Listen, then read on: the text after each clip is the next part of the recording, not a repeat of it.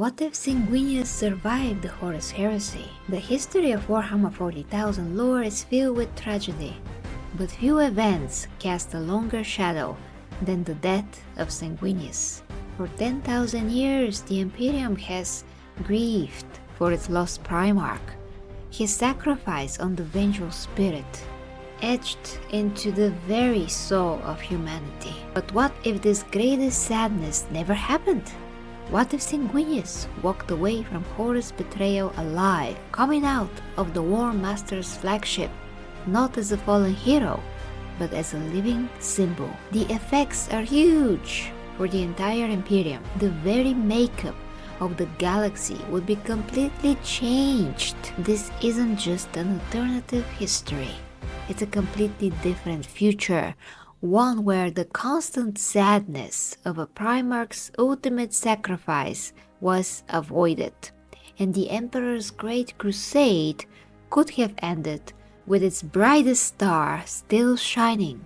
And what if the Emperor survives? What if he's still there, capable of running the Imperium, and Sanguinius is next to him, acting as his right hand, ready to do his father's bidding? But not just that, he is ready to improve the Imperium, and he will only do his best and nothing less. Sanguinius' survival on the vengeful spirit completely changes the key moments after the Horus Heresy. In the known timeline, Sanguinius' have brave but deadly fight with Horus delivered the vital weakening blow, allowing the Emperor to defeat his favorite son, though at a terrible cost. Had Sanguinius lived, several things could have happened regarding the Emperor's fate. Perhaps his help would have further weakened Horus, letting the Emperor win with less serious injuries, possibly saving him from becoming the still corpse Emperor on the Golden Throne. Even if the Emperor still had bad injuries that needed his endless psychic watch to power the Astronomicon, Sanguinius' presence would have filled the huge leadership gap that hurt the new Imperium. The psychic shock of Sanguinius' death caused the Black Rage and the Red Thirst within his Blood Angels Legion. With their Primarch alive, this genetic curse, which has affected countless generations of his sons, would likely never appear, or at least not in the same damaging way. This alone would change the Blood Angels from a sadly flawed, gloomy legion into a steady, perfectly balanced fighting force. Their unmatched artistry and fighting skill, unharmed by ancient madness, they would remain the shining sword of the Imperium, a truly angelic army. The biggest impact of Sanguinius' survival would be his lasting leadership. He was arguably the most loved and balanced of all the Primarchs, having both unmatched fighting skill and deep diplomatic grace. His wisdom, kindness, and undying presence would have given a much-needed steady hand during the difficult rebuilding of the Imperium. One of the most important changes would be the stopping, or at least the strong control, of the Imperial Creed. The Emperor had strongly spoken against all forms of religion, promoting the Imperial truth. With the living Primarch, one who deeply understood and supported his father's vision, the new belief in the Emperor would struggle to get the strong, strict hold it eventually achieved. Sanguinius would likely have enforced the imperial truth, preventing the rise of the extreme ecclesiarchy and the widespread superstition that defines the 41st millennium. The Imperium might stay a realm of science and reason, though a harsh one, rather than a galaxy-wide religious government. Sanguinius' practical nature could have fought against the overwhelming paperwork of the Adeptus Administratum.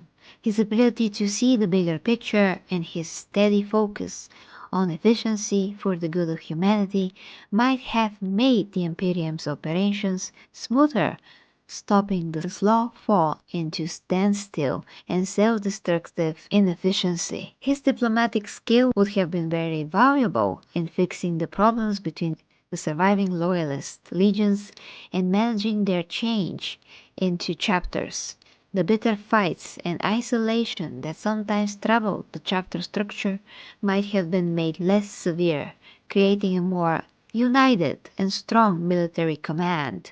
More Primarchs might have been encouraged to stay active, or at least given advice, rather than going into self-chosen exile or disappearing into the vastness of the galaxy. Under Sanguinius' direct leadership, the Imperium's military plan might have been more active and less defensive. His tactical genius, combined with the pure strength of the Blood Angels, would have allowed for more effective crusades against new threats and constant expansion of Imperial control, rather than a slow, painful retreat against an ever-growing darkness. While still sticking to the Emperor's command of human superiority, Sanguinius' kind nature might have allowed for a more careful approach to certain alien species. Complete alien purges might have been less automatic, perhaps opening ways to diplomacy or practical alliances in truly bad situations, rather than the kill all aliens rule that became law. Imagine a galaxy without the haunting fear of the Black Rage, without the endless prayers of a silent god. Sanguinius' presence would completely change humanity's view of itself and its place in the universe. Hope, though rare in Warhammer 40,000, would not be entirely gone. A living Primarch, a true son of the Emperor, would serve as a real symbol of the Imperium's strength and purpose, a constant source of inspiration and guidance. Of course, Sanguinius' survival wouldn't bring about an era of peace. The galaxy remains a harsh and dangerous place, attacked by the evil of chaos, the Tyranids, swarms, the Necron awakenings, and countless other huge threats. Even the Angel could not be everywhere at once. However, the Imperium would face those challenges from a much stronger internal position, with more unity and clear goals. The long night of the 41st millennium might still be dark, but it would be traveled by an Imperium less full of strict beliefs, more organized, and led by the very best of humanity. So what if Sanguinius survived the heresy? Well, that would be truly amazing. It shows an Imperium very different from the one we know. One that looks more like the Emperor's original version, though still born from blood and fire. His survival would have meant a less superstitious, more united, and ultimately more tough humanity, guided by the very best of his genetic past. The sadness of his sacrifice is huge, precisely because the alternative he prevented. An Imperium with its angels still leading. It's a future that could have shined so much brighter, even in the grim darkness of the far future.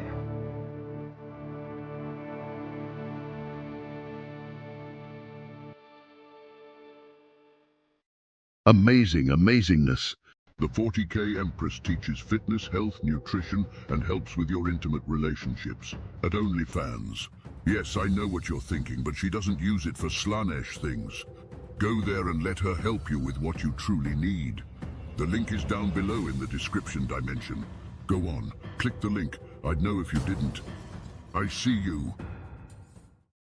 For the Imperium must not fail.